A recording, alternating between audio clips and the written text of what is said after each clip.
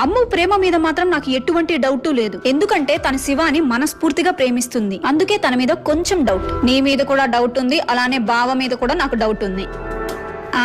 మా మీద డౌట్ పడ్డమేంటే, మా గురువు ఆత్రేయ గారు చెప్పారు మన నీడ మీద కూడా మనం డౌట్ పడాలంట. సరే నేను ఇంటికి వెళ్తానే, నాకు అప్పుడప్పుడు అప్డేట్ ఇస్తూ ఉండు.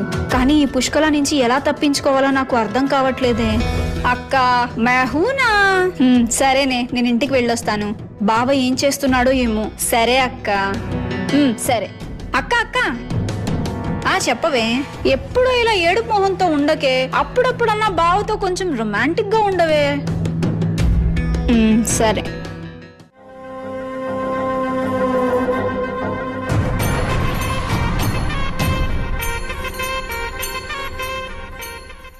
శివకి కాల్ వస్తుంది. హలో అన్నా, చెప్పండి అన్నా.